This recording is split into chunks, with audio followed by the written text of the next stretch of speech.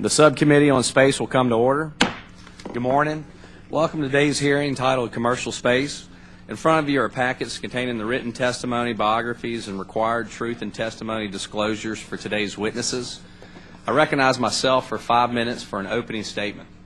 The Commercial Space Launch Act was passed nearly 30 years ago and was the turning point for the growth of the commercial space sector in our economy.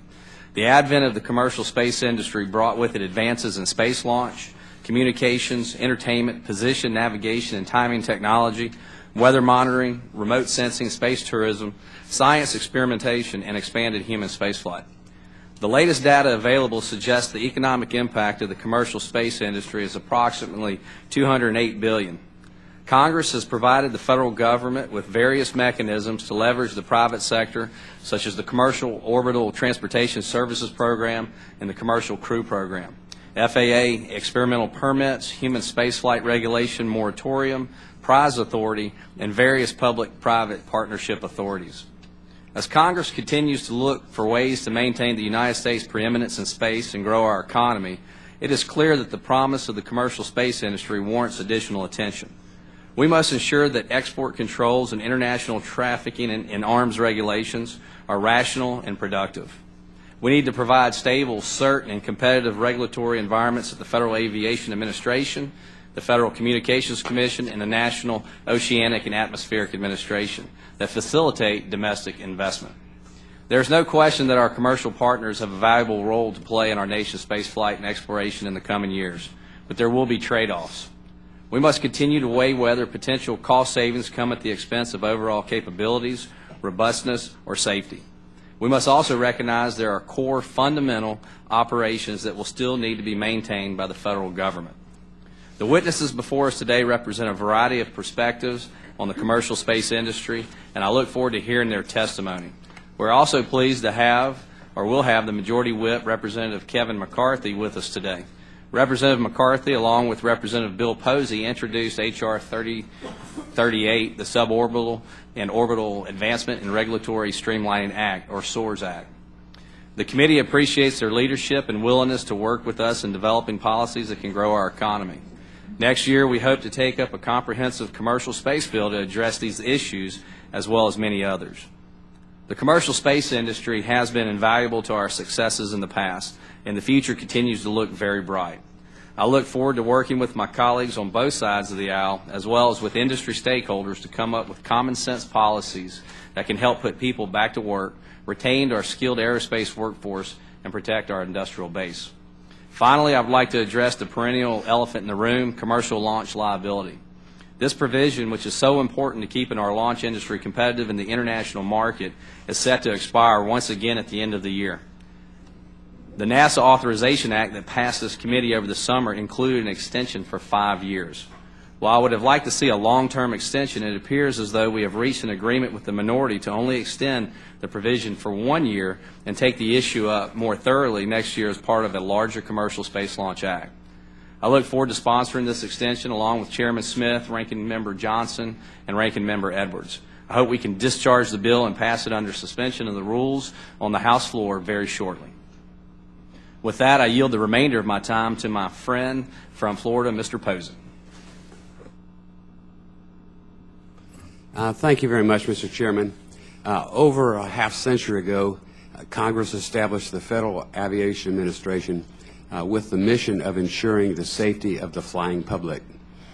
Today, the FAA requires that new experimental vehicles designed to probe the fringes of outer space be as safe as a commercial airliner.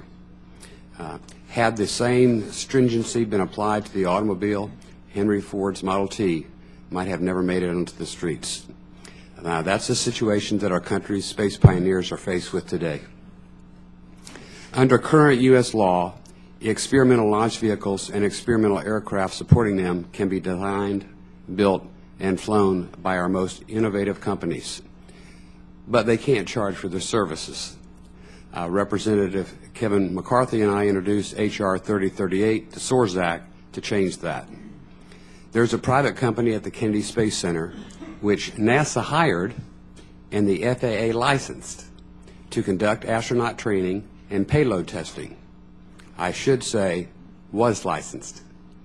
2 years ago, the FAA decided they made a mistake in allowing the company to fly their FAA-defined, quote, experimental, close quote, aircraft in support of NASA's launch activities, and so the FAA grounded them.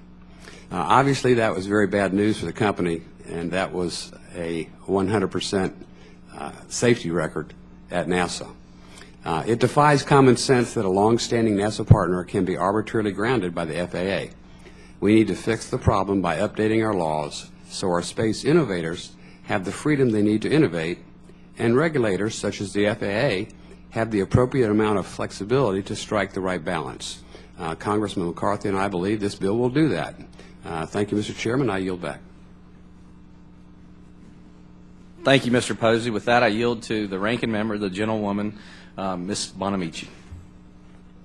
Thank you very much, Mr. Chairman, for holding today's hearing on commercial space, and welcome to our witnesses. Subcommittee Ranking Member Donna Edwards will join us shortly, and she asked me to take her place until then. Mr. Chairman, the Ranking Member also asked that her opening statement be included for the record. As many of the committee members have stated on several occasions, we see a strong link between the space program and the inspiration it provides to our younger generation through various STEM activities. Commercial space is an important component of that inspiration and a key source of jobs and innovation. The commercial satellite industry has experienced strong and steady growth over several years. I hope to hear today about what factors have contributed to such growth and how other commercial space ventures might learn from their successes. The audacious proposal from Mr. Tito and the entrepreneurial spirit overflowing at Mr. Witt's Mojave spaceport demonstrate that America's yearning for deep space exploration and thirst for innovation are alive and well. But maintaining such enthusiasm requires a well-oiled partnership between the federal government, states, private industry, and academia. Thankfully, there are many indications to show that this partnership is alive and well. Just yesterday, the first high school-developed CubeSat was launched along with other payloads aboard the Air Force's ORS-3 mission on a Minotaur 1 rocket from NASA's Wallops facility. The Thomas Jefferson High School's CubeSat, known as TJ3SAT, is a joint project between the high school and industry partners to design and build a CubeSat to increase interest in aerospace technology. And a few weeks ago, I was pleased to see from my home state the Oregon Space Grant Consortium, which promotes STEM education through cooperative and interdisciplinary programs while recruiting and training NASA's next diverse workforce, announced its 2013-2014 scholarship recipients. This consortium, part of the National Space Grant College and Fellowship Program, is a statewide network of universities, colleges, museums, educators, researchers, students, and science professionals. Each of the scholarship recipients has expressed an interest in seeking a future in the aerospace, science, or education community and has attained the highest level of academic achievement. Our partnerships among government, industry, states, and academia need to match their goals, dedication, and high achievement with challenging and engaging work. So today I hope to hear our witnesses discuss their views on the state of the U.S. space workforce, how important STEM activities are to cultivating the skills that commercial space companies need, and what it will take to build the type of workforce that will eventually lead to our U.S. commercial space activities into the next century. Let's keep their inspiration alive by finding greater opportunities for partnership. Thank you very much, Mr. Chairman, again for holding this hearing, and I yield back the balance of my time. Thank you, Ms. Bonamici. I now recognize the chairman of the full committee for a statement. Okay. Thank you, Mr. Chairman, and I thank you, too, for having this hearing today. And I want to thank our witnesses for being here as well to share their expertise on this subject. It's appropriate, and I know he will be here momentarily, to have Representative McCarthy join us today to discuss his bill, H.R. 3038, the SOARS Act. This legislation seeks to streamline the regulatory process. It also amends parts of the Commercial Space Launch Act to provide clarity regarding new systems and how they are defined. Reducing red tape for our space entrepreneurs is a necessary step to ensuring their continued growth. The commercial space industry offers improvements to the quality of life for every person on the planet. The discoveries and applications that have come from space technology number in the hundreds. The storied past of American ingenuity and exceptionalism is filled with examples of entrepreneurs who push the boundaries of the possible. The commercial space industry relies on the same creative spirit. America has always been a nation of innovators and explorers. We continue to remain on the forefront of new discoveries and technologies. This industry could yield results that blur the lines between science fiction and science fact. Students of tomorrow could go to college to study a whole new field that resulted from the development of private space exploration. Perhaps in the next 20 years, we will see new technologies and business models that result in private space laboratories. For example, advances in the suborbital space industry could yield the potential to send a package or people from New York to Hong Kong in a matter of minutes.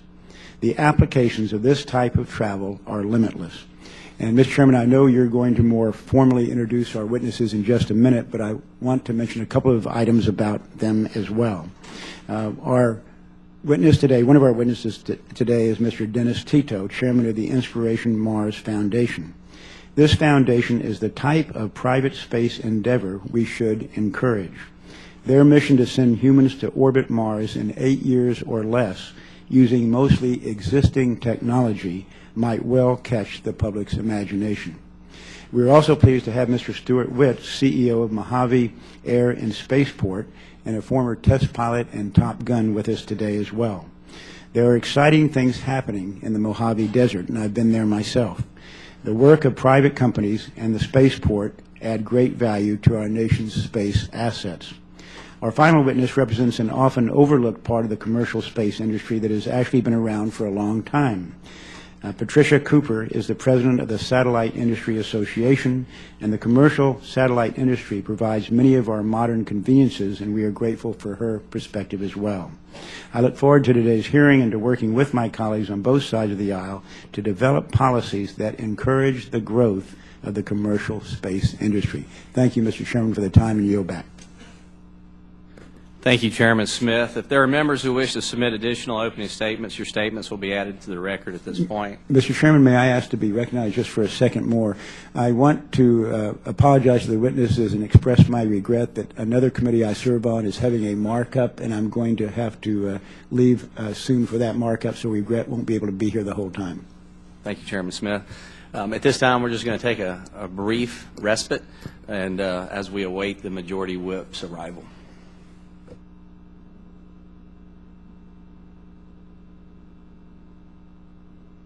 Mr. Chairman, there might be someone who'd want to say a few words about the great state of Texas while we're waiting.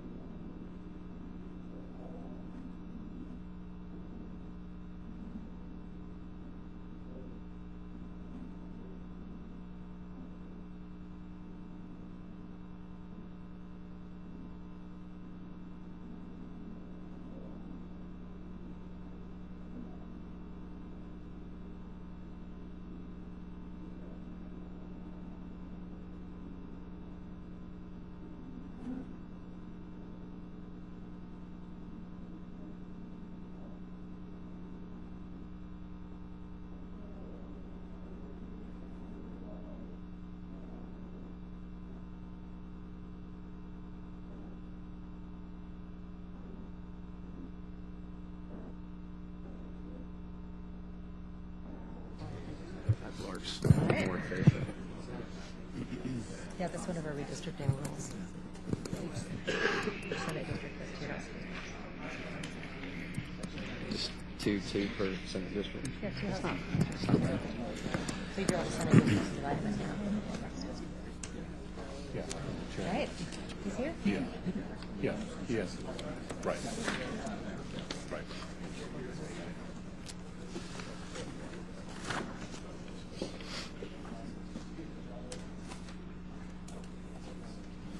At this time, I would like to introduce our first witness, the Honorable Kevin McCarthy, the Majority Whip of the House of Representatives and the representative from California's 23rd District. Mr. McCarthy, your spoken testimony is limited to 5 minutes. Your written testimony will be included in the record of the hearing. I now recognize our first witness, Mr. McCarthy, for 5 minutes. Well, thank you, Mr. Chairman, for holding this important hearing today and for allowing me the opportunity to testify in support of commercial space and the suborbital and orbital advanced regulatory streamlining, the SOARS Act. I want to also thank Congressman Posey for working with me to introduce this important legislation and his support for commercial space. America is built on a strong heritage of exploration, discovery, and innovation. From President Thomas Jefferson's commissioning of the Lewis and Clark expedition to exploring the American West, to the transcontinental railway linking East and West together, to the public-private partnership that helped the airline industry grow to become a safe mode of travel all over the world, to the Internet, which has generated as much economic growth in 15 years as the Industrial Revolution did in 50. Space, like the Internet before the dot-com boom of the 1990s, was originally a government-run enterprise. Many believe that the commercial space flight is poised to have its own dot-com moment in the near future. NASA's Commercial Crew and Cargo program alone has already created thousands of high-quality jobs here in America, including many at NASA Dryden Flight Research Center, which I represent. My district is also home to Mojave Air and Spaceport, where many commercial space flight companies have located to research, develop, and test their hardware that will soon take Americans back to space. This is why I support the commercial space flight industry. The creation of thousands of good-paying jobs on U.S. soil and the continuation of Americans' legacy in space exploration and innovative technologies. Think about this. Over the last 50 years, about 500 humans have been to space. With the commercial space market, the number could double over the next 10 years. With the government only serving as a customer, the next U.S. astronaut to fly to space on American rockets will do so because of this new model. The use of innovative public-private partnership offers the government new ways to solving problems. A study shows these partnerships benefit the taxpayer by providing space services at nearly one-tenth the cost of traditional contracting methods, getting results for less money, getting innovation growth, and risk-sharing in the private sector. As NASA leads continued exploration missions and related technology development, entrepreneurs will follow, spending their own money and creating new industries. However, it is up to us as legislators to ensure our current regulatory environment is appropriate for the needs of the 21st century, and to make sure safety is paramount in the commercial spaceflight industry's endeavor. This is why I introduced H.R. 3038, to ensure that the U.S. commercial spaceflight industry has a clear path ahead of it, continues to innovate and generate high-quality American manufacturing jobs. A robust commercial space industry will also help attract students to the STEM fields of education by inspiring the next generation to literally reach for the stars. The goal of this bill is to streamline the regulatory process for commercial spacecraft, ensuring that Americans remain a leader in commercial space flight, while providing the Secretary of Transportation the necessary tools to help the industry operate safely. The commercial space flight industry is one of our newest, fastest growing, and most innovative industries, and I'm proud of the Dryden Flight Research Center and the Mojave Air and Spaceport are leading the way. And if we take the right steps, we won't be just launching rockets. We'll be launching new careers, new industries, and new economic opportunities. Whenever I visit these facilities, and I will tell you, when you hear from Stuart Witt later, I go to Mojave Air more than any place else in my district because it's innovative, it's fast-moving, and it's ever-changing. And it's not just changing for California and the United States, it's changing the world. And we're doing it in a private-public partnership that's been seen no other place. So the real possibilities will continue to grow. Again, you'll hear from Mojave's Executive Director, Stuart Witt, who's also testifying today. But this legislation, along with Congressman Posey, is very simple. It is streamlining to make sure we keep the safety, but also maintain the growth and the leadership for America in spaceflight. Mr. Chairman, thank you for allowing me to testify, and I yield back my time. I thank Mr. McCarthy for his valuable testimony. The witness is excused, and we will move to our second panel. Thank you.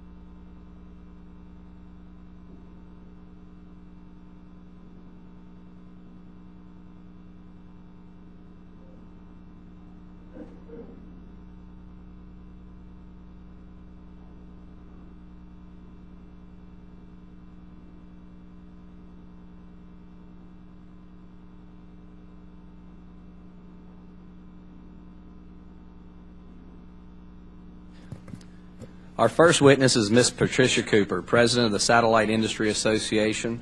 Our second witness is Mr. Stuart Witt, CEO and General Manager of the Mojave Air and Spaceport. And our third witness is Mr. Dennis Tito, Chairman of the Inspiration Mars Foundation. As our witnesses should know, spoken testimony is limited to 5 minutes each, after which members of the committee have 5 minutes each to ask questions. Your written testimony will be included in the record of the hearing. I now recognize our first witness, Ms. Cooper, for 5 minutes. Mr. Chairman, distinguished members of the subcommittee, thank you for inviting the Satellite Industry Association to testify today on commercial space. As the president of SIA, I'm pleased to represent here the unified voice of the nation's satellite industry, including satellite operators, manufacturers, launch companies, and service and ground equipment providers. Our sector pioneered the commercialization of space. Just over 50 years ago, Telstar 1 was launched as the first privately owned satellite. Today, fleets of satellites ring the globe, owned and operated by private companies from around the world. For the past 16 years, SI has been tracking our sector's performance in an annual State of the Satellite Industry report. Our most recent report, issued in October, showed global satellite industry revenues of nearly $190 billion last year, more than 60% of the world's entire space sector. The U.S. represents just under 45% of the global satellite industry, and U.S. satellite companies employ more than 225,000 Americans across all sectors. Commercial satellites are used to deliver services to every zip code in the U.S. and every continent. Satellite services directly for consumers are the engine driving the industry's overall growth. Satellite TV services alone earned nearly $90 billion in global revenue last year, joined with satellite radio, satellite broadband, and new services like in-flight broadband for airline passengers. Satellites also deliver hundreds of channels of media and broadcasting content everywhere, as seen in the iconic tagline, "Live via satellite," and the ubiquitous satellite news truck. Behind the scenes, we also link far-flung businesses, extend cellular and telecom networks, power emergency communications for first responders, and military communications for national security, and capture the Earth with remote sensing imagery used for everything from agriculture to humanitarian assistance and Google Earth. Satellites are an instant infrastructure that is reliably available every day, everywhere around the world, and we look to governments to maintain certain policy and market conditions to sustain our industry and pave the way for our growth and ongoing innovation. I'd like to highlight here 4 key aspects that drive the way we think about government policies. First, the satellite industry has particularly long business horizons. Satellite orders are typically placed 2 years before they are launched, and once on orbit last about 15 years. While economic and competitive conditions shift, satellite companies thrive with consistent regulatory and business environments.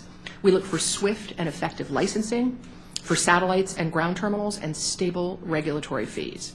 Dramatic changes in government regulations and policies simply put at risk the hundreds of millions of dollars required to finance the manufacture, launch, and operation of a commercial satellite. Second, the satellite industry is inherently international. We serve entire continents or hemispheres, and the U.S. satellite manufacturers compete in a dynamic global marketplace. As a result, international policies and fair trade rules are essential. Congress recently took an important step to support U.S. satellite exports when it passed the 2013 National Defense Authorization Act, which permits needed updates to the U.S. export controls on satellite technologies. These reforms, which are now being implemented by the executive branch, will assist the long-term competitiveness of U.S. satellite manufacturers, and for that, we offer our appreciation. Third, the satellite industry relies on radio frequency spectrum. Not only is spectrum used to fly our satellites, but it is the lifeblood of the vast array of communication services provided via satellite. Without spectrum, satellites simply would not function. The telecommunications industry is currently being consumed by a debate over how to allocate spectrum, and satellite frequencies are among those targeted for sharing or wholesale repurposing. The satellite industry has long supported efficient and sensible satellite spectrum policies, but changes require respect for existing critical services and an understanding of the demands of communicating with spacecraft tens of thousands of miles away. Shifts in spectrum policy must be careful, objective, and fact-driven to avert serious implications for satellite systems. Finally, the satellite industry is keenly focused on managing risk. Satellites must be robust enough to navigate a technically challenging launch campaign and survive the harsh environments of outer space. We have close ties with the financial and insurance industries that allow us to mitigate these unique risks and meet the high upfront costs of these satellite projects. While most financing is provided by the private sector, and rightfully so, governments around the world have also stepped in to provide export credit financing for international sales of satellites. SIA encourages Congress to continue to support a strong U.S. export-import bank to allow U.S. manufacturers to compete internationally. Finally, governments have offered indemnification against lawsuits resulting from catastrophic launch failures. Although this protection has never been drawn upon, the U.S. government should offer safeguards comparable to other leading spacefaring nations. SIA strongly supports extending this regime for a minimum of 10 years, if not permanently. In our more than 50 years of experience, the satellite industry has harnessed the power of space to serve national security, connect every corner of the globe, and deliver entertainment to every people on every continent. We fly a third of the satellites on orbit and have posted 10% average annual growth over the past decade, sustaining a robust worldwide space economy. The satellite industry is proud to lead the way for the safe, successful, and sustained commercialization of space. Mr. Chairman, distinguished members of the subcommittee, this concludes my testimony. On behalf of the members of the Satellite Industry Association, thank you for the opportunity to testify, and I look forward to your questions. Thank you, Ms. Cooper. I now recognize our next witness, Mr. Witt. Chairman Palazzo, Representative Bonamici, Chairman Smith, Mr. McCarthy, members of the subcommittee, I want to thank you for the opportunity of addressing you this morning in the invitation to Congress. My name is Stuart Witt, and I am the CEO of Mojave Air and Spaceport located in southeast Kern County, California. Today our topic is America's commercial space industry, and my message to you from the high desert is that the American engineers and entrepreneurs in Mojave and other places across this great nation are successfully revolutionizing America's future in space. My story today is 100% a good news story. That didn't just happen. This committee enacted into law a Commercial Space Launch Amendments Act in 2004, sponsored by Mr. Rohrabacher, that created an informed consent regime for commercial human spaceflight. By giving us permission to take risks, you enabled us to create a new industry, which is freeing up NASA and others to pioneer deep space exploration. I personally want to thank committee members Takano, Mr. Rohrabacher, Mr. Bridenstine, and Chairman Smith, who have made visits to Mojave on multiple occasions and witnessed firsthand the private sector innovations I'm addressing today. Chairman Palazzo has requested my attention to 4 specific questions, which I will answer in summary here, but I have gone into far greater detail in my written testimony. Question number 1. Please summarize the work underway by commercial space companies at Mojave Air and Spaceport. There is enormous interest in what we offer.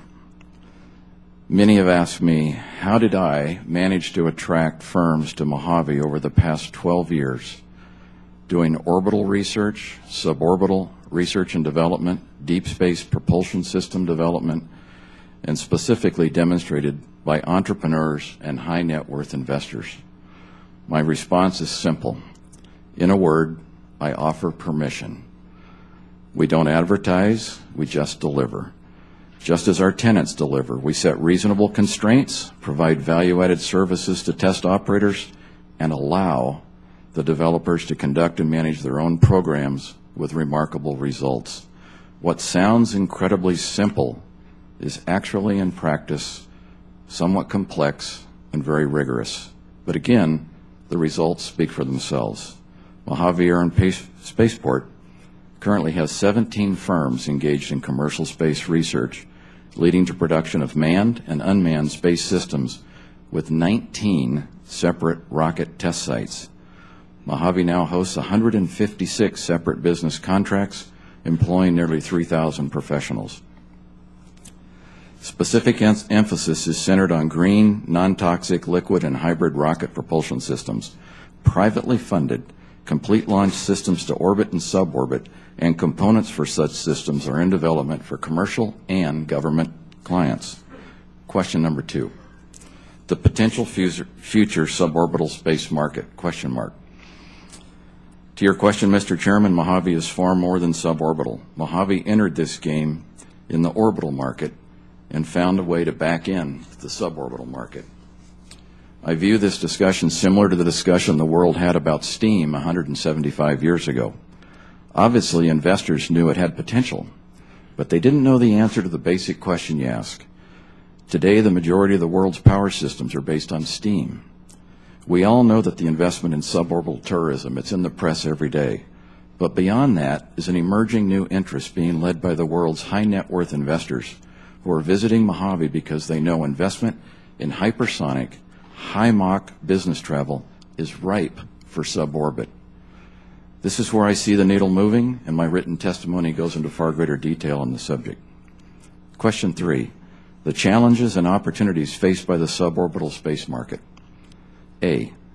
The industry needs regulatory certainty, but the learning period restriction on unsubstantiated safety regulations expires in less than 2 years, and the risk-sharing indemnification regime expires at the end of next month.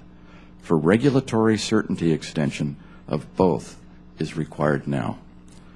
The administration's proposed changes to ITAR pose a restriction to extending the peaceful exploration of space to a thirsty world market seeking suborbit vehicles. ITAR, as it currently stands, is more than a speed bump to expanding the markets internationally. Question 4. Your thoughts on H.R. 3038, the Suborbital and Orbital Advancement and Regulatory Streamlining Act. I strongly support 2 elements of H.R. 3038 contained in Section 2, but the third element contained in Section 3 to me is ambiguous and requires further discussion and clarity. For my 44 years as a professional aviator, test pilot, and business executive, if taken at current words, it may take the FAA and the industry into that mysterious land of unintended consequences if we don't spend just a little time and get it right. Again, I thank you for your invitation to present the good news coming out of Mojave, and I look forward to your questions. Thank you, Mr. Witt. I now recognize our final witness, Mr. Tito. Thank you very much, Mr. Chairman and members of the subcommittee. I can't think of a better way to begin today's discussion. Your mic, please, if you can turn it on. Thank you.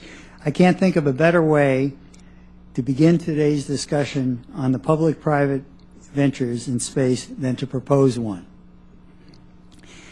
At the Inspiration Mars Foundation, we have designed the architecture for a mission carrying 2 astronauts to the far side of Mars and back. It would be a voyage of around 800 million miles around the sun in 501 days.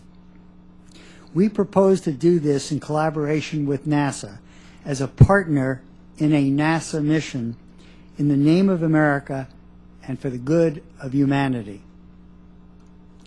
The endeavor is not motivated by business desires, but to inspire Americans in a bold adventure in space that reinvigorates space exploration. In fact, the capabilities developed through the private funding belong to NASA for this and future missions. The partnership is a new model for a space mission. It is not the model of traditional contracts or subsidies for vehicle developments, although these models are embedded in the NASA programs to be leveraged for this mission. It is a philanthropic partnership with government to augment resources and achieve even greater goals than is possible otherwise. Philanthropy has historically benefited society beyond what governments can afford or justify. What better use is there for private funding than to challenge the imaginations of people all over the world by providing a spark that invigorates the space program to further human destiny, to learn more and improve our civilization. Just as exciting times in the space program have motivated young people to study math, science, and engineering in the past, benefiting all parts of U.S. industry, this mission will surely provide that benefit.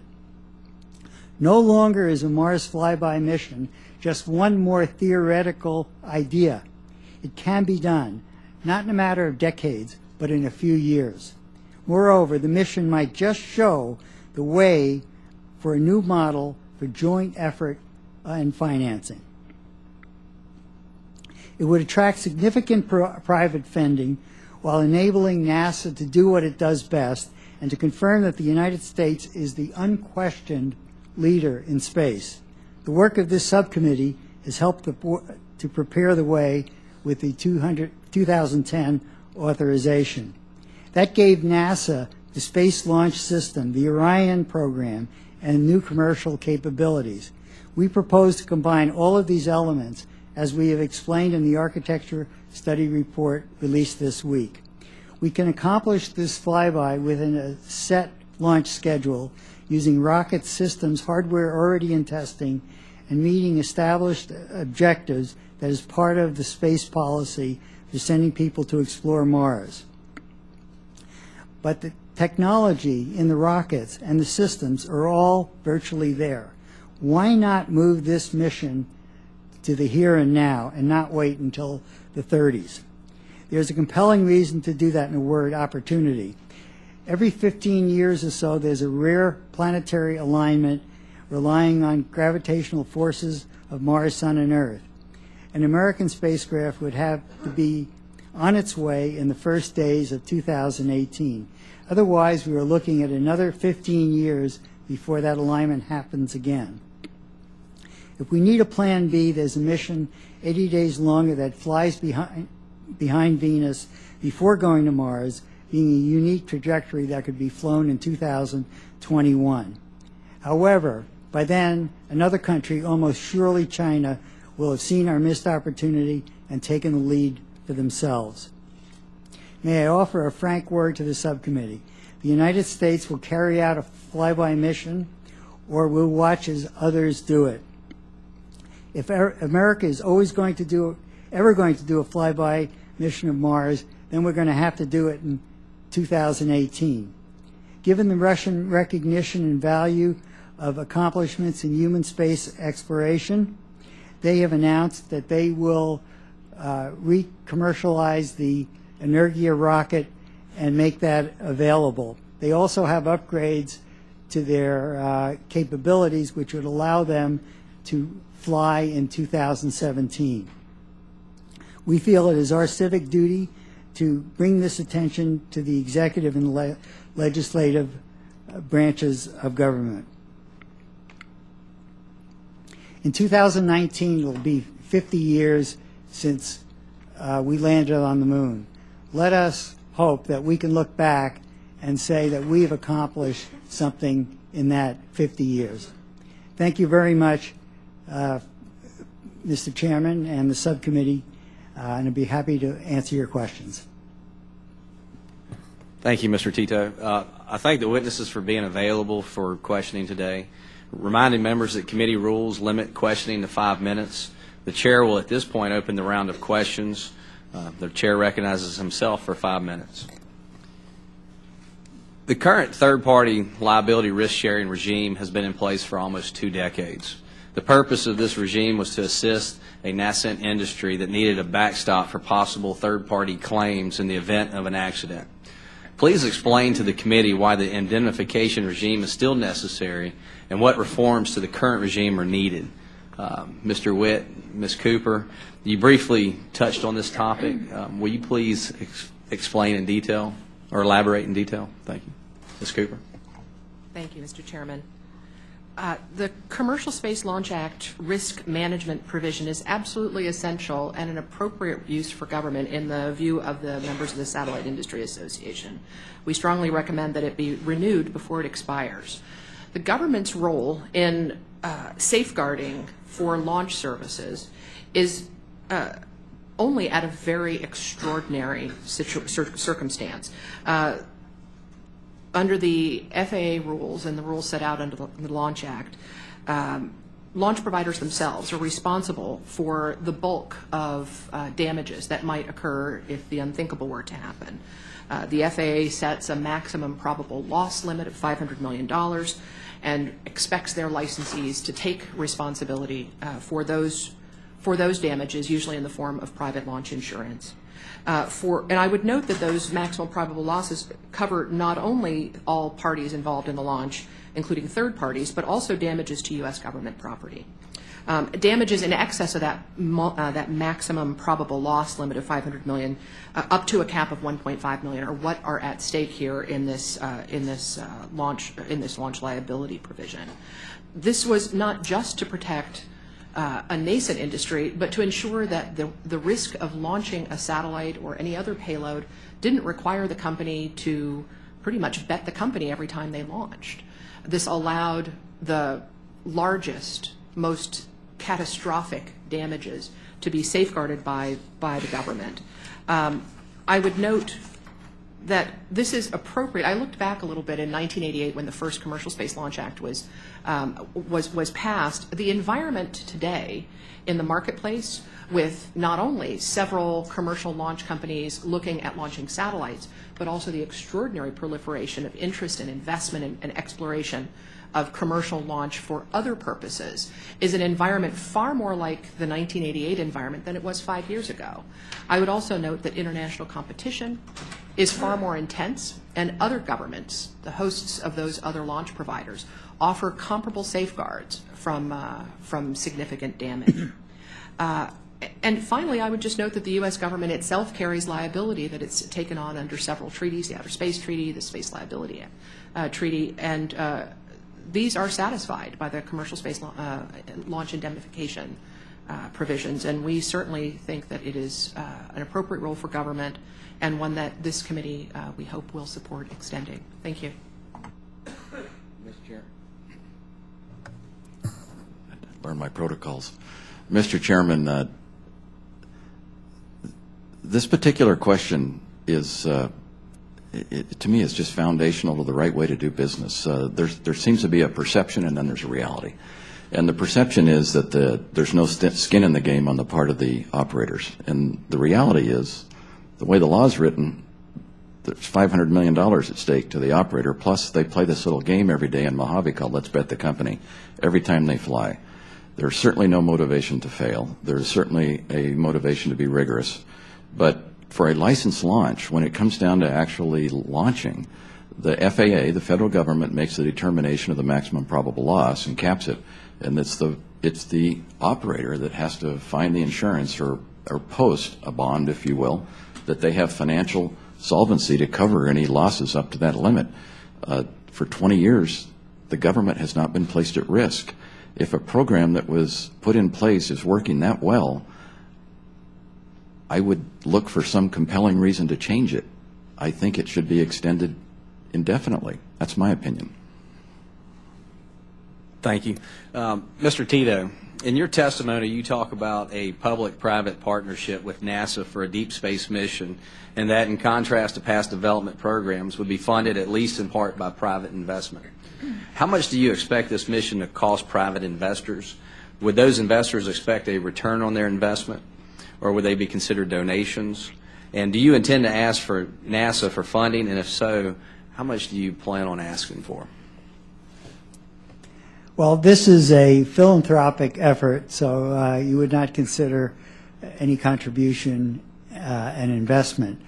Once a mission was established and ongoing, I think there would be the prospect of raising several hundred million philanthropically, but not until we actually have a mission on the manifest. As far as overall cost, over and above what NASA is already spending on existing programs, I would say that it would be less than $1 billion.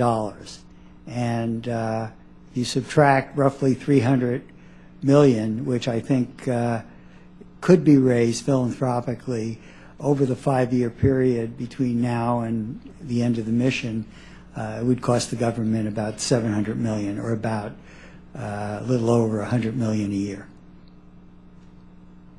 Well, thank you. My time has expired. I now recognize Ms. Bonamici. Thank you very much, Mr. Chairman, and thank you to the witnesses for your testimony. One of the things that I've emphasized since joining the subcommittee last year is the importance of educating the public about the benefits of space exploration and justifying the investment, which those of us on the subcommittee all believe in. And one of the things I wanted to point out, and thank you for Mr. Witt, is in your testimony talking about how there's been this spin-off potential beyond aerospace, especially with the discoveries being applied to, for example, conventional internal combustion engines. And I think the more the public knows about benefits beyond that and all-important leadership, the more we can convince the public that these are wise investments in space. So thank you for bringing that to our attention. Ms. Cooper, the commercial satellite industry is one of the first commercial space industries and has really seen significant growth over the years. So as you consider the range of activities and issues being discussed here today, can you tell us from your experience what lessons have been learned that could benefit the other emerging space enterprises? Thank you. I think the commercial satellite industry in its origin has some similarities to other younger space ventures in that there were assumptions of a government role at the outset. There was an assumption that the idea of launching a satellite and building one was too complex, too costly, too risky for an individual company or country even to undertake it. As the experience grew and the confidence in the capability on orbit grew, and also as the idea of services and what was the value of those satellites grew, companies naturally entered the arena. I think that was a critical part for government regulation to establish rules of the road for a competitive environment, to allow enabling an environment, but also to establish how those companies would be able to compete with each other and what they had, for them, what they needed. For the commercial satellite industry, it's absolutely orbital slots, which is an international regime managed by the International Telecommunications Union, but also satellite spectrum, which is needed not only to manage the spacecraft, but also to deliver communication services. That's probably our biggest challenge right now, is that we've become almost so ubiquitous and so relied upon that the communications industry may forget that we're delivering these services from 22,000 miles away, and that there are significant considerations when you figure out how you might be able to share that spectrum. I would also just note the other consideration is safety and safety of flight. That's a genuine role for government regulation, and I think the partnership between industry and government is essential there to establish an understanding of what's in space and an understanding of what the private and government actors in space are doing for the safety of all in space. Thank you. Terrific. Thank you very much. And for all of you, the work that your organizations are performing calls for innovation, certainly a highly skilled workforce to achieve the goals, and certainly a competitive environment. So how important is the workforce to the growth of commercial space? And from your perspective, what's the most important thing we can do to ensure the future viability and sustainability of a workforce that's prepared for this type of work? I'll start with Mr. Witt. Your thoughts on that? Ms. Bonavici, that's a great question, and that goes right to my heart. Last 10 years I've served on 11 years served on a college board, and I've learned a little bit about the education process in America. But for the last 20 years in my businesses and at my current business, I've required each one of my employees to spend 4 hours a year in a classroom. And to a person, when I had my company or when everybody said only 4 hours. And I said, just curious, but how many did you do last year? And we all know the answer to that, don't we? 0. And to set a standard in your own business, and from your seats as members of Congress, you have the opportunity to speak to people all over this nation all the time. You all get invited for public events. People listen to your words, your policy and your words. Make it part of your daily speech to promote science and technology nationwide in this nation. Do the little things. When you walk into a mast and space system, and I bring in teachers, we brought in students, but we now found out, teachers in classrooms, like I think I learned in our discussion at lunch one day, they have all the kids. If we bring them in for an hour, we have 100 kids and me for an hour. But these teachers have the kids all year long. Bring the teachers in. Spend a day with 30 teachers, and they have access to these kids for a year. Show them the passion. Show them the people. Take them into a mast and space systems and let them ask an engineer, if you could talk to your science teacher today in high school, what would you tell him? I remember that question specifically. And the kid with the wrenches and the T-shirts building a rocket says, it would have been nice of you to come by my desk every now and then, but you're always worried about the lowest kid in the class or the brightest kid in the class, but somewhere I was lost in the middle. Those are powerful things to learn on the shop floor of a rocket factory. But those are lessons we can extend and you can extend in all of your daily activities in lunchrooms. Make it the standard that people make every employee that works for them spend 4 hours a year in a classroom. My janitor, who's trilingual, spends 4 hours a year in a classroom. There's a job for every kid, and their job is important. That's great. Thank you very much. I'm afraid I've run out of time. I yield back. Thank you, Mr. Chairman. I now recognize Mr. Rohrbacher. I didn't know. I thought it was going to be down the line a bit. Well, thank you very much, and appreciate the witnesses, and certainly appreciate the leadership of the chairman on this, making sure that we focus on this element of America's space program. This element of America's space program is playing an ever increasingly vital role. I'd like to first of all give my regards to Dennis Tito here, who years ago took the initiative to show that one person could make a difference and could inspire a whole nation. It's one thing to have a group of people working for the government working together to accomplish something. It's one thing for this guy to on his own decide he's going to get something done and go out and do it. And I remember the first time I met Mr. Tito, we went out for dinner, and the waiter in the restaurant where we went, "Aren't you the guy who went into space?" And talk about inspiring people. I mean, this was he was inspiring regular Americans out there, and thanks for doing that, Dennis, and not giving up on that job of inspiring people. I will hopefully work with you on your project. I don't know if we can get it done, but we'll see what we can do. And it's inspiring to see you doing this.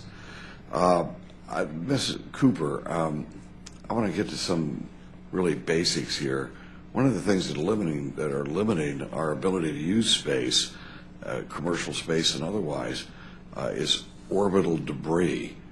And at what point are we reaching a point now where we're going to have to put the lid on what we're doing in space because of this problem? Thank you, Mr. Rohrbacher. For the commercial satellite industry, we do not think that the orbital debris environment is limiting our ability to deploy new satellites. It does affect our operations. I will say that the commercial satellite industry takes extremely seriously its responsibilities to operate in space and to assist in the larger question of debris. I want to point to a private initiative that many of the satellite operators have undertaken called the Space Data Association, in which a number of satellite companies have pooled their resources to explain where they are in very specific ephemeris data, also to share information about what they see on orbit, and also discuss EMI, RFI interference issues. Well, they share that with the Strategic Command as well. Well, that's very commendable that this is happening on a voluntary basis with your industry. I would suggest, Mr. Chairman, that dealing with the ever-increasing level of space debris might be one use of commercial space. There might be commercial people who commercially would like to go out and get the contract to dealing with space debris.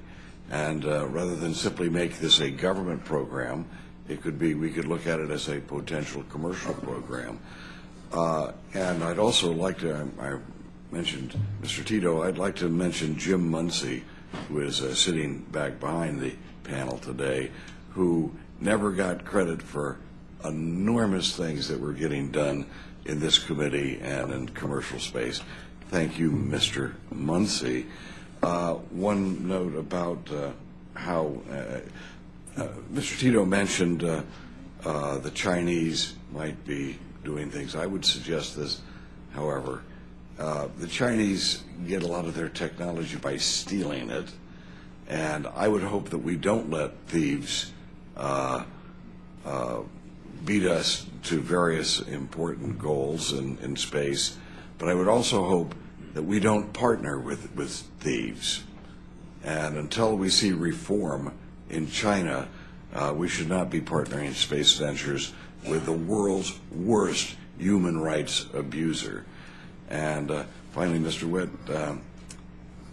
what would you say? You're right there in the front. As I just mentioned, space debris. Could you give us a couple of ideas of where commercial space? Are we going to have a ride between? Are we going to be able to deliver a Federal X package yesterday to Tokyo? It's certainly in the possibility. I think, and one of the members have recently asked me, what's the time frame for point-to-point suborbit travel halfway around the world? And is it 5 years, 10 years, 50 years? I think the answer is it could be in the 10-year regime. It's more likely going to be in the out years, but we certainly ought to be thinking there now. It's time for us to take the long view of the future and start setting the stage for policies and planning for it today. This is not revolutionary. This is frankly evolutionary. It's going from props to jets. Now we're going from jets to faster jets and air breathers and using a different band of the atmosphere, but it's certainly possible. And I hope it happens in my lifetime, Mr. Rohrabacher.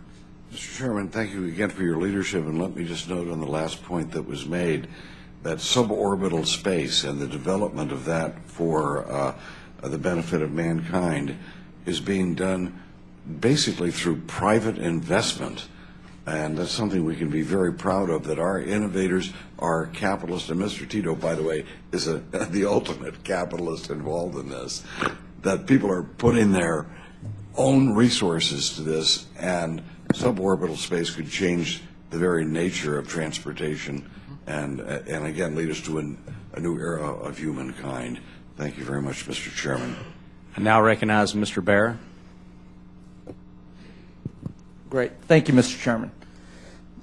You know, as a child who grew up in the 1960s and early 70s in the heart of the space race, obviously it captured our imagination. I think everyone in this room who grew up in that era would love to see that sense of curiosity, that sense of awe and wonder that inspired, multiple industries, inspired many of us to go into science and, inspired a generation.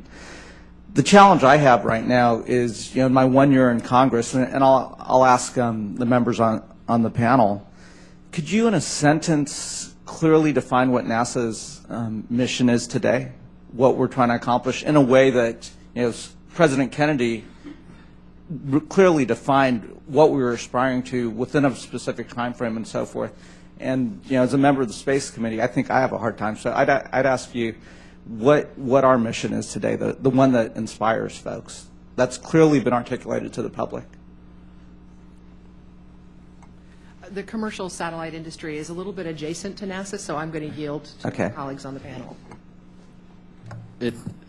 Sir, it's outside my area of expertise, but I do get asked that regularly, and my answer is not changed. America deserves, expects, and demands a forward-leaning, well-funded, laser-focused national space agency focused on the big jobs, the big deals. Where the commercial industry should fill gaps, we should fill the gaps, and we should be allowed to fill those gaps in earnest. And it's private enterprise. But we deserve, expect, and demand a forward-leaning, well-funded, laser-focused national space agency. Mr. Tito. Well, in 1957, when the Soviets launched Sputnik, that changed the world as far as I was concerned, and put America in the minds of a lot of people in the world as a number two technologically. And one of our responses was to form NASA to lead our space program. And the role of NASA, of course, was for scientific purposes, to develop technology like the preceding firm NACA did for the aircraft industry. But the real mission of NASA at the beginning, as we all know, was to win the space race. And we did win it after 10 years. And somehow we don't have that drive that we had 50 years ago. And we may be in a position of having Sputnik occur again. Sputnik will be a flight to Mars by either China or Russia. Well, would it be reasonable then to push the administration as well as the NASA administrator to perhaps define manned space travel, human space travel to Mars within a certain time frame as a mission that the public can grasp, that then within that context we could look at, well, what's the role of the private sector and commercial space travel to help us get there, as well as what's the role of the federal sector in terms of NASA and the funds that we would have to appropriate. But again, I would challenge the administration as well as the NASA administrator to clearly define that, because then it makes our jobs a lot easier to say, okay, well, what framework allows us to both take the public sector and the private sector working together in an innovative way to go out there, capture the public imagination. Look, we're at a point where we have to make a decision as a nation.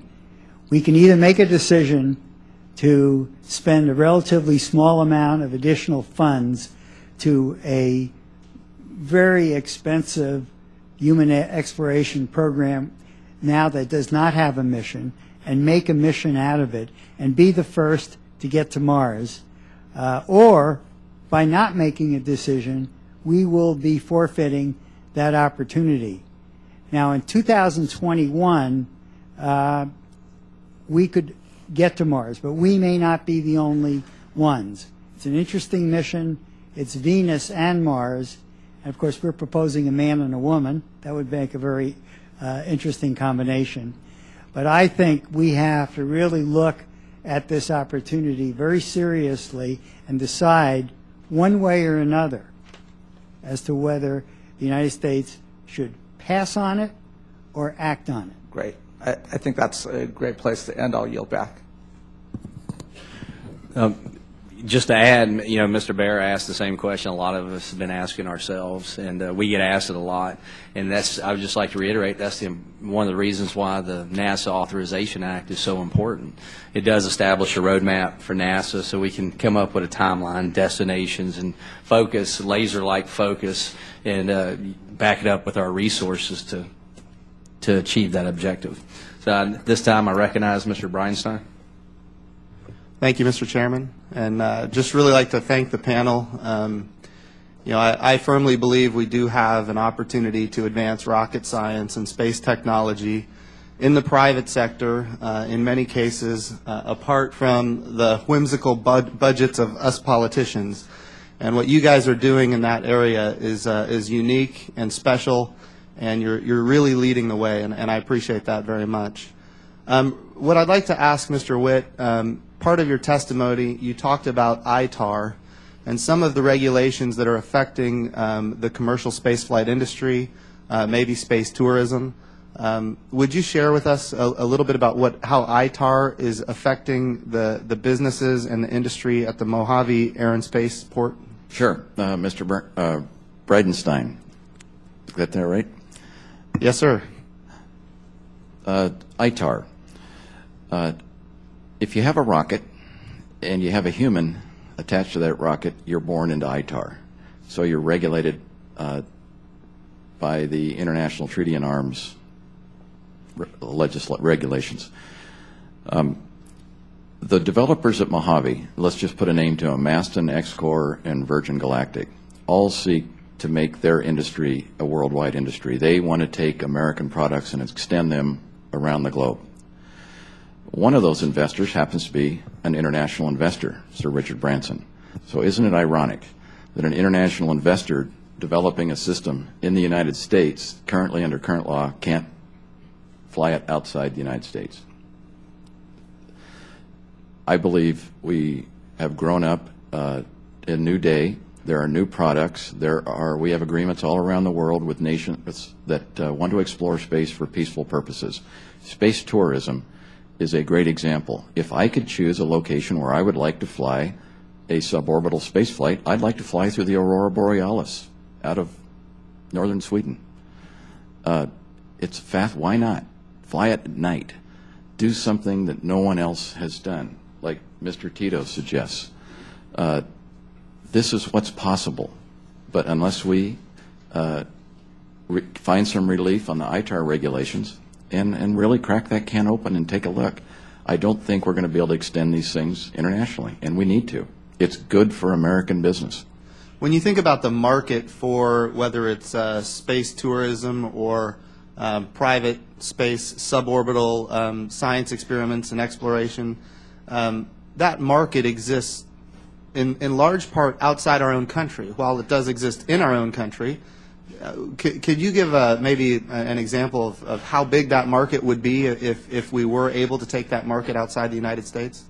The Tory group is a great place to ask that question. I'm not expert in that, but I do know the studies are out there and the numbers exist, and I would recommend to the committee that you ask for that, maybe through the CSF. But it is a market. Like Mr. Tito said, if we don't provide the services, they're going to buy the services from providers that are willing to provide the services. They're out there. Right. I think we need to be in the game in all corners, and I think you're not trying to find relief. I totally agree with Mr. Rohrbacher's comments, but ITAR is more than a speed bump. It's currently written. When you think about investment in the private spaceflight industry, we think about high net worth investors. Can you share what is the resistance, or is there resistance to receiving investment from institutional investors? Is that is it happening? Is it slow to happen? Can you share a little bit about that? I don't have any examples of that currently. The majority of my tenants are the high net worth investor. Some institutional investing is starting to show up. I have said for years we'll have an industry when we have an underwriter, right, and we have Wall Street. We're starting to show signs of both. But I think it took some successes, namely by SpaceX, now Orbital Sciences, now Boeing. It's going to take new players in the system showing enormous successes to start drawing in the more institutional, conventional investment. And I think it's beginning to happen. And of course, indemnification, which you guys are very interested in, is a key piece of attracting that kind of institutional investor. Is that correct? It brings certainty to the game, absolutely. And sure. I think that we look to the government to be a good partner. We can't keep moving the goalposts or changing the rules. The indemnification regime is sound policy. It's worked. Right. And the operators have the skin in the game first, and then the government's portion has never been used. Roger that. Thank you. I yield back. I now recognize Mr. Vesey. Thank you, Mr. Chairman. I wanted to ask you a little bit about commercial space activities and pop culture. I know that you probably have saw that Lady Gaga is going to be the first person to perform in space. I think that's going to happen sometime in 2015, and I believe she's going to. I think it is in conjunction with Richard Branson. And just wondering what you thought, pop culture and how maybe it can play a role in sort of aiding or just getting people more interested in what's going on in commercial space travel. Is that for me, Mr. V? Yes. Okay. Lady Gaga. Okay. I got to admit, I didn't know I was going to get this question in front of Congress. I'll tell you, I do have an answer for that. I think you raise a valid question. When you talk about the totality of an industry, industries usually come along with different things like fashion, food, housing.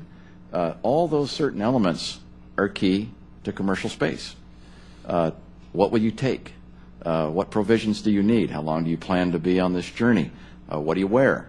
All these questions. But the industry on the ground around that tends to mirror trends. And I don't know anything about the Lady Gaga, Sir Richard Branson thing you mentioned. It's a little out of scope for Mojave. But I do know that fashion design and pop culture, that Rocket Man. Elton John. Elton John. Right. I mean, there you go. I play it every time we launch a rocket. It's certainly important to capture the young people and to get them engaged. It certainly has a role, and I think it's greater than just the pop culture. It's more fashion, design, food, the whole industry. Do you think there's anything that NASA could possibly learn as because one of the things about Richard Branson, like for instance, even in commercial air travel, if you go to his airline, whenever you're getting your ticket at the kiosk, they're playing Red Hot Chili Peppers. It's a different sort of a vibe, and obviously some of the things that they're doing with pop culture and this Lady Gaga flight is really interesting. Do you think there's something that NASA can learn in order to maybe inspire a lot of young people that may be interested in space travel, or may even maybe be able to sort of catapult space travel to what it probably was like back in the 1970s and early 80s for a lot of young people? It's possible, but it's an engineering organization, and engineers don't tend to think in terms of pop culture. It doesn't come oozing out of them naturally. But certainly NASA could use a dose of marketing skills that come from the Branson organization. They are absolute expert at that, in selling the brand and selling the concept. You would think that the NASA experience that I grew up with and watched on TV that brought me into this industry, it could use a jolt of reinvention. And what I think you're really asking is, what's the value to the buying public? If you have a choice of buying airlines, if you've ridden on a Virgin flight, they're different. They're fun. That brings value to the exchanging money for your ticket. Maybe there's a value proposition that needs to be revisited in the rebranding and rediscovery of the future NASA. Thank you. Mr. Chairman, I yield back my time. I now recognize Mr. Schweikert. Thank you, Mr. Chairman, though I don't know if I'm going to be able to reach the heights of pop culture sort of inquiry, but I guess I could embarrass my wife and go, who's Lady Gaga? But in all sincerity, okay, privatization, private ventures. Now the next question is on the financing, the access to capital. When I look at much of what I see in the private investments and what's going on in Mojave, I don't want to necessarily, I'm going to refer to it somewhat as vanity capital. Some of the ventures are funded substantially with a handful of high net worth individuals with great hopes and dreams because it's their interest, their hobby. Where are we going on the financing mechanisms where the investment side? Now, we know the satellite industry now has some terrific rates of return. Where's the next level of investment where I see a investment index that is where it's a more, we'll refer to as sort of egalitarian investment mechanic? How far away? Please, give me some concepts of where the money's going and coming from. Well, about 10 years ago, I actually did consider making an investment in one of those organizations that you referred to at Mojave. And somehow I just wasn't able to pencil it together as an investment that would provide return on investment, and given the risk involved. And one of the problems with investing in space programs is that you have to develop a business model. And the business model is, how much are people going to pay to participate in a certain mission? And as you know, there were 7 people that paid to fly orbiting the Earth on space station with the Russians at a fairly high price. And that market is limited. Well, and maybe part of this is from Ms. Cooper. We do now see, I guess, a series of very standardized, structured investments to finance communication satellites, satellites that drive data. From your view of the world, from the satellite industry, is that the future for other types of financing mechanisms? Thank you. Certainly the experience in the commercial satellite industry is three parts: inspiration, the creative aspects, which sometimes comes from governments or countries or groups, multilateral groups, but in the satellite industry certainly had individual high net worth investors like Renee and Selmo, who founded PanAmSat, the first company I worked at. An absolutely untenable plan. But literally, and then you have to, if I may go then to the second piece, which is you have to show a certain technical capability to deliver the service. And finally, you have to close a business case to show how you're going to sustain what is typically a high upfront investment cost. That, at that third phase, on a sustainable rate of return kind of approach is where the more traditional investors respond. Yeah, I mean, let's say it was this afternoon, and we decided that putting money into a satellite. Typically, my understanding is most satellite launches are sponsored. It's we're a company, it's communication. We need 40% of the drive or the bandwidth capacity. The rest will be sold off. The ability do they sell interest in that? Could I find an exchange or a broker or a platform to buy and sell and finance that launch? I'm not aware of any exchanges for the launch. What I can say is that the commercial satellite piece of it. Well, and when I say that, I mean the whole package. The commercial satellite nowadays is almost the financial environments reward a satellite with an established pre-launch customer base. Often as much as 80% of the satellite's capability is booked pre-launch. Okay. And then the excess of that is sold after the launch, after the satellite's been put in orbit over the course of its 15-year lifespan. Mm-hmm. There are certainly satellites that are speculative, that are built with a customer base to be determined.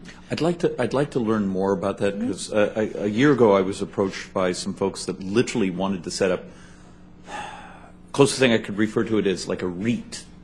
That would be based in financing the construction, the maintenance, the launch of a satellite, and literally selling its bandwidth.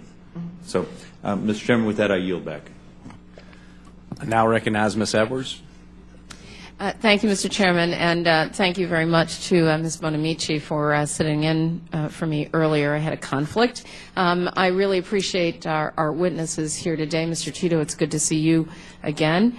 I want to reiterate, and I know my statement's been submitted for the record, but I want to reiterate to Chairman Palazzo my commitment to working with him and with the chairman and the ranking member for a clean one-year extension of the commercial launch indemnification provisions. And I hope that over this next year we really will take to the task of doing the kind of oversight hearings that we need to give the commercial space industry the kind of certainty that we need with respect to indemnification. And we can only do that if we get the FAA in here and get experts in so that we can look at the future environment and climate with respect to commercial activity. But I do support a clean one-year extension as we're approaching that date of December 31st.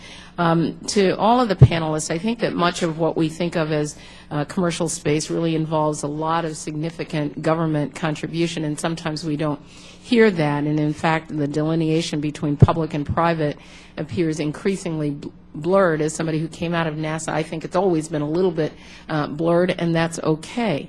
But how should Congress in its oversight role look at the role of public-private relationships to ensure that both taxpayers and commercial entities' interests are appropriately considered? And then I would like each of you, if you would give me an indication as to whether you know how much, in fact, taxpayers have contributed to the current commercial environment.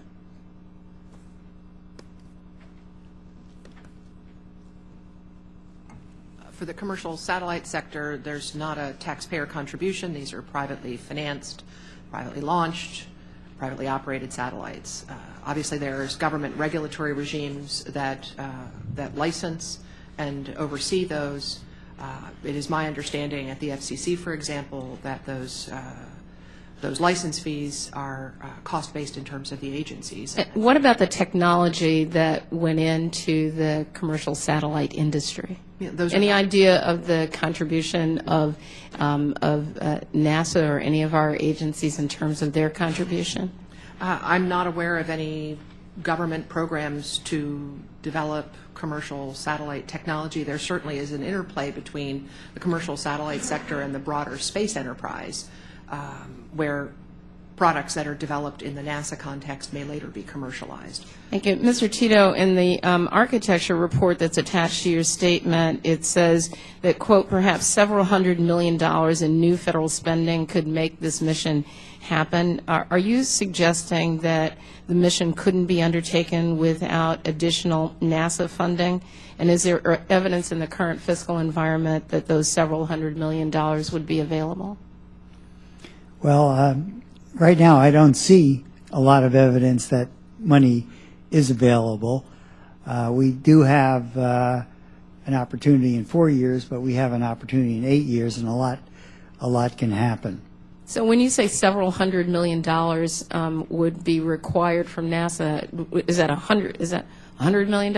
Is it $900 million? Well, I think initially we're talking about per year, so it might be 100 to 200 million a year would be needed to fund the dual-use upper stage, which the nation needs anyway to provide heavy lift capability. So that would be one project that would have to take place. And that would require taxpayer support, right? Yes. Okay. And it's already planned, but it's not funded yet over the longer term period. And Mr. Witt, do you have an idea of how much taxpayer support has gone into the commercial activities that you're engaged in or that others of your partners are? Ms. Edwards, I can only speak to Mojave Air and Spaceport. We're a California special district, so we're a quasi-government entity that can qualify for federal grants that from the FAA and others. And I think I gave that to the committee, and I could give you a number, but the exact number was submitted in my packet. But it was a good question, and we did extend a runway, and we, I think, bought a fire truck. So we're talking in terms of a couple $1 million. But my organization, if we don't make money, I don't pay my employees. I don't get any operational funds from anyone. I have to run as a business, and so there has been some public investment, but it's in terms of my total operation, it's small. Yeah, and I'll close, Mr. Chairman. I guess the point is, and I don't mind that, and I really do understand that the point of the commercial space industry is to make money, but I think sometimes the public gets confused as though somehow this industry would just be off and going on its own without the requisite support of technology and other kinds of development and investment that the taxpayers made. And I think we get a great benefit for the bargain, but I don't want to pretend that we can engage in this activity without the hand of the taxpayer in there helping it out. Thank you very much, Mr. Chairman. I now recognize Ms. Wilson.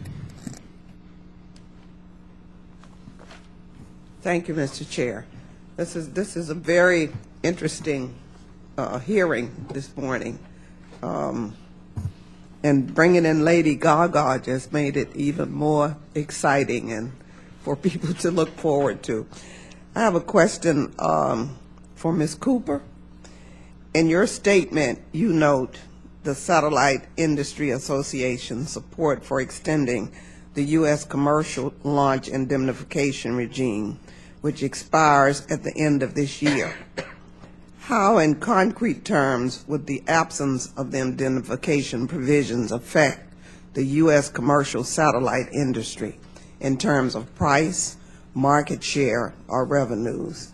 And on what data do you base your conclusions? Thank you. I don't have any statistical surveys for that question specifically.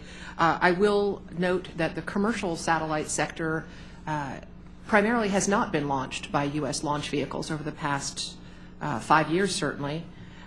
Those launches are primarily held by European or Russian satellite operators, but there's a great deal of interest in the emerging capabilities of new and existing extension of satellite launch providers for the U.S. Absent the commercial launch indemnification, we expect that the prices for launches would have to incorporate additional risk assumed by the launch providers, perhaps affecting the competitiveness of those U.S. providers in that international launch community. I don't have a data on how much that would be on that speculation. Thank you. Okay, thank you. Mr. Witt, the SOARS Act seeks to introduce a number of provisions to streamline commercial spaceflight.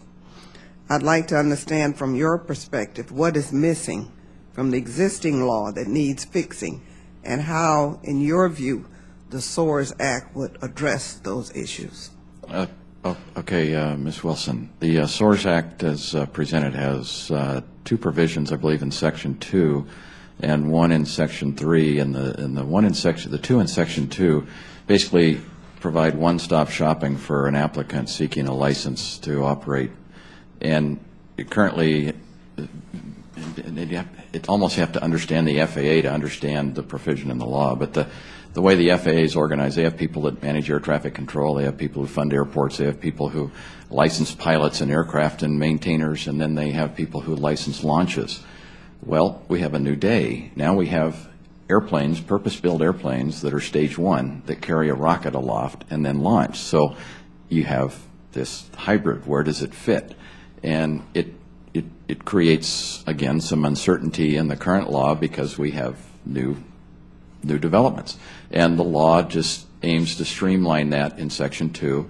The Section 3 provision, and it really is a great provision, where commercial companies can provide training for participants who choose to buy tickets to go to suborbit on commercial lines. It's a mechanism for training these people to make them aeronautically adaptable to the flight they're about to take. If you can imagine being in a very confined space with 6 colleagues for an hour to go to space, it would, I think, if you spent $250,000 or $100,000 for that experience, it's reasonable from a business perspective to assume that all of you had similar training before the experience, so you could handle it physiologically. That's what Provision 3 intends to allow. The question I had in my testimony was, does that belong under AVS at FAA or does it belong under AST? And when I reasoned myself through that and spoke to the experts, of which I'm probably one, if I had questions about it, I think it could, if we don't get it right, and I think it's a good measure, I just want to get it right the first time where we're not going down the land of unintended consequences because of how you work within the FAA. I think if you leave it up to the administrator or leave it up to the Secretary of Transportation to solve it, I think they'll find a way to solve it within the agency. But I think it's a good provision. I just don't know if the way it's written is clean. Thank you. Yes, ma'am. Mm-hmm. I yield back the balance of my time. All right. At this time, without objection, the chair recognizes Mr. Takano for 5 minutes. Thank you, Mr. Chair. I appreciate this opportunity. Mr. Witt, I really did enjoy my visit to Spaceport. What you have there is a tremendous ecosystem of entrepreneurs and researchers, and it calls to mind the early days of Silicon Valley, and I wish you well in your enterprise. Ms. Cooper, I'm curious about your comments about the spectrum. What are you specifically saying needs to be done? Do we need to reserve a certain part of that spectrum for your industry? And tell me, is it not possible for your industry to actually compete in an auction for the spectrum vis-a-vis the communication companies? Thank you. Commercial use of radio frequencies spectrum is regulated by the FCC and coordinated internationally with the International Telecommunications Union. There are existing allocations for satellite services of a variety of different ways. It's enormously complex. We have a number of different swaths of the radio spectrum. The issue today comes from this press towards trying to find additional spectrum to allow new services, more broadband to your mobile phone, more services throughout the telecommunications world. And how can we share and make efficient use of that spectrum? The concern that the satellite industry has is that those ideas of collaborating and sharing frequencies need to be thought of a little differently for satellite services. We need very clean spectrum to communicate so far away. And we file regularly at the FCC and engage regularly with both the FCC as the regulator of commercial spectrum and NTIA at Commerce, the regulator of federal spectrum, to make sure that if they're considering adding another unlicensed user or co-primary or secondary user in the frequencies that we're already using, have invested in and have spacecraft spinning away for 15 years, that we can continue to use that frequency not only with high reliability but with a high level of quality that media customers, broadband customers, U.S. military require.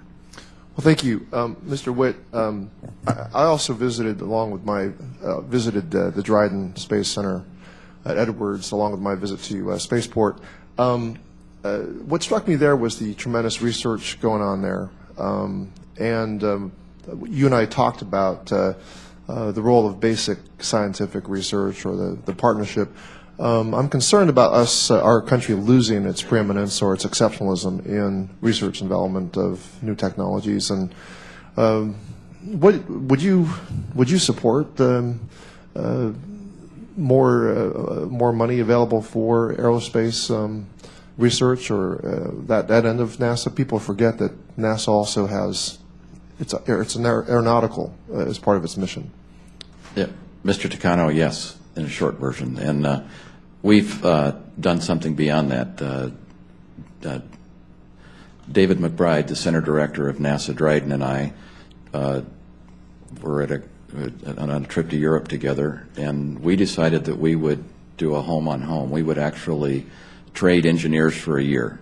An engineer from NASA Dryden would come to work for me, and we'd find a way to work in kind the other way. So they found out there was a mechanism within NASA to do that. And we're just completing that first year. Mr. John Kelly worked with us at Mojave, and it was a way that we thought was a fantastic way to share ideas, best practices, to actually institutionalize some of these lessons learned at the people's investment, if you will, back to Mojave and with the other companies. There is a lot that can be done, endo-atmospheric research by the National Space Agency through Dryden, very much so. I very much support. Well, real quick, can anyone tell me who indemnifies the European launches, since they are so many of our satellites? Do we know if the European Union subsidizes those or not? Be interesting to find that out. Also, I want to put a plug in for the wonderful simulator experience I had, and I would love to see more opportunities for young people to visit the Dryden Center and also participate in some of their experimental flights. That would be a great way to try to promote STEM education. I appreciate the common interest that I share with my conservative friend, Mr. Rohrabacher, and private space initiatives in California. It's one where you and I share a common interest. Yeah. I yield back, sir. Gentleman yields back. I want to thank the witnesses for their valuable testimony and the members for their questions. The members of the committee may have additional questions for you, and we will ask you to respond to those in writing. The record will remain open for 2 weeks for additional comments and written questions from members. The witnesses are excused, and this hearing is adjourned.